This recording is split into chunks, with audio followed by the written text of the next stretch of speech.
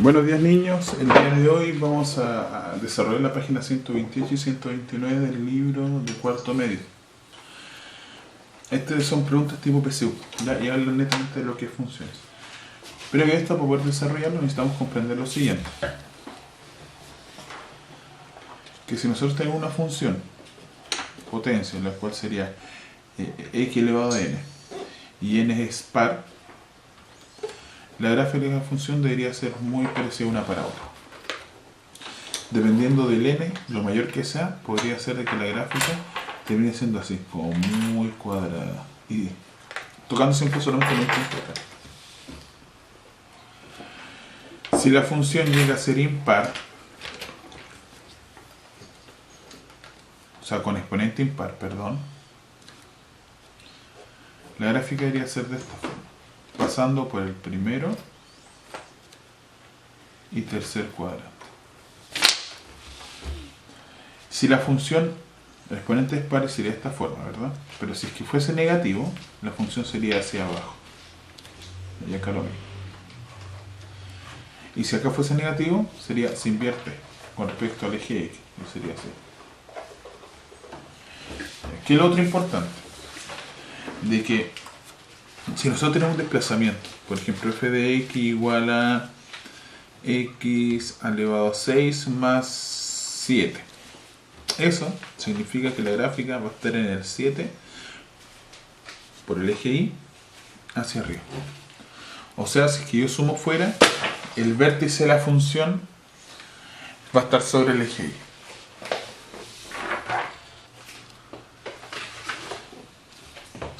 Ahora, si sumo dentro, el vértice de la función va a estar sobre el eje X, pero va a estar en el menos 7. Eso me gracias. Lo mismo pasaría si el exponente fuese impar. Ojo, no sé, si tengo un f de x igual a x elevado a 5 más 7, la gráfica debería ser de esta forma. En el 7 y sería así. Y si fuese un f de x igual a x más 7 elevado a 5, sería en el menos 5 y sería así. ¿Ya? Eso es todo. Y esto hay que tenerlo bastante claro. Ahora, ¿qué ocurre si es que yo mezclo las dos? ¿Qué ocurre si tengo un f de x igual a x más 3 elevado a 4 menos 5? Eso significa de que al estar dentro me voy al menos 3, que está fuera de la boca, sería menos 5.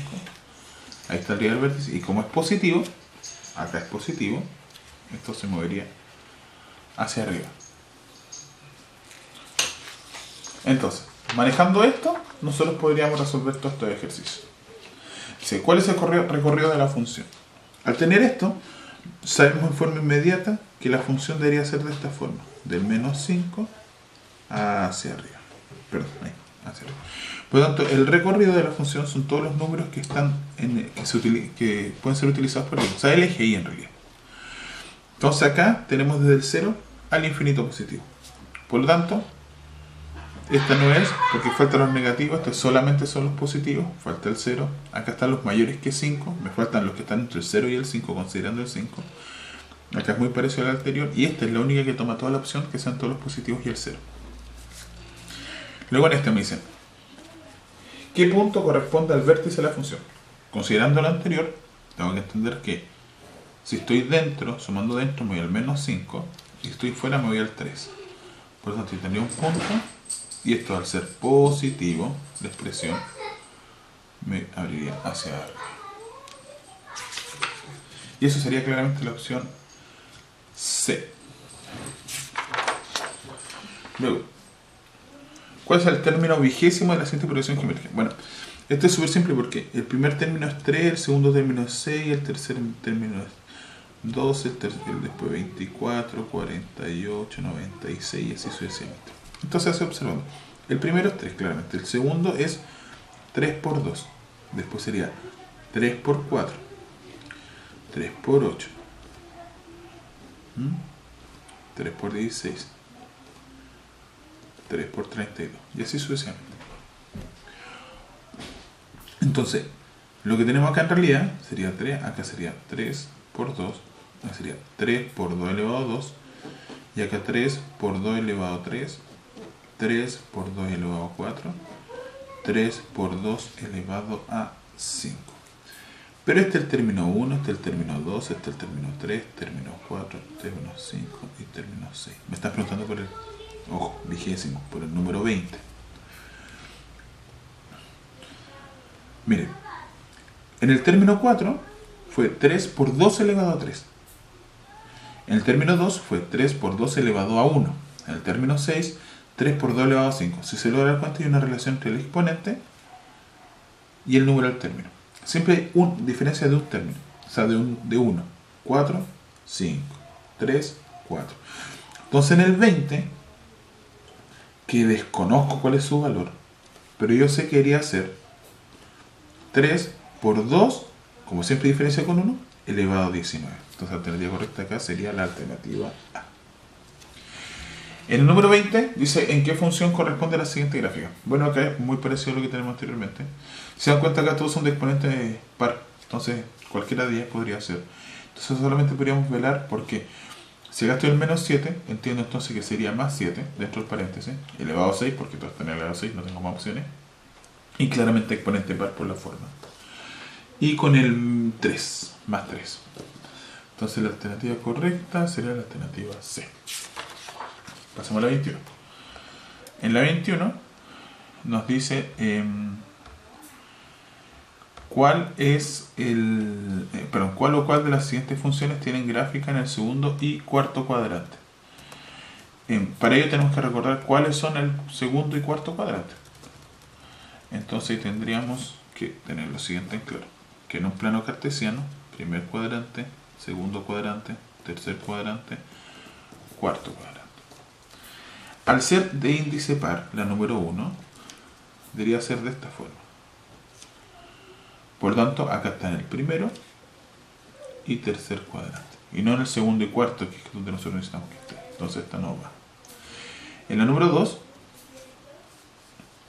tendríamos menos 5 por x elevado a 3.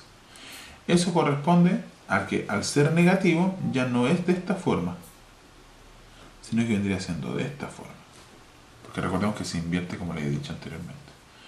Por lo tanto, acá sí está en el primero, segundo, tercero y cuarto. Está en el segundo y cuarto cuadrante, que es lo que nos están pidiendo. Entonces esta, hasta el momento, sí.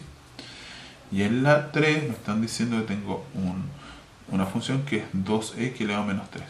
Y esto claramente vendría siendo esto.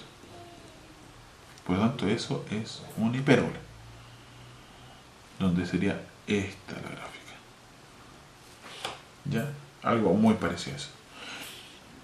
Y eso es debido a que la función al ser una hipérbole tiene esta forma. Y acá está claramente, al igual que en el caso 1, estarían en el 1 y 2, en el primero y tercer cuadrante. Entonces tampoco, esto sería solo 2b. Dice, respecto a la función ax elevado a n, que se muestra en la figura, ¿cuál o cuáles de las siguientes afirmaciones son correctas?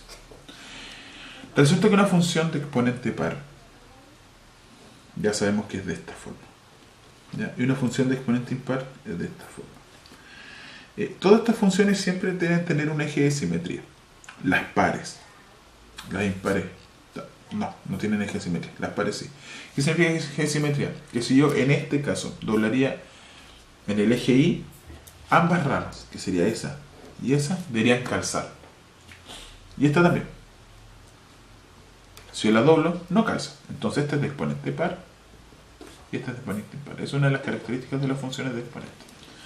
Veamos, acá dice A es mayor que 0. Claramente acá A sí es mayor que 0 debido a que la gráfica está sobre el eje Y, perdón, sobre el eje X. Entonces esta está correcta, ¿ya? Porque si A sería distinto a 0, debería ser hacia abajo. Perdón, A menor que 0 debería ser hacia abajo. Dice N es impar negativo. Si N fuese impar, ojo, si N fuese impar, lo que me diría es que si es que yo hago la simetría con respecto al eje Y, no debería calzar. Y si la doblo, sí calza. Por lo tanto, N no es impar, es par. Entonces esta falló. Y pues X es una asíntota de la función. ¿Qué me está diciendo acá? Que el eje X, el eje X es una asíntota. ¿Qué significa eso? Que son valores que nunca se pueden considerar. Y claramente eso sí es así porque esto debería estar representando una fracción algebraica. Entonces esta sería la 1 y 3. Aquí está, 1 y 3. Número 23. ¿Cuál de las siguientes rectas es una asíntota en esta?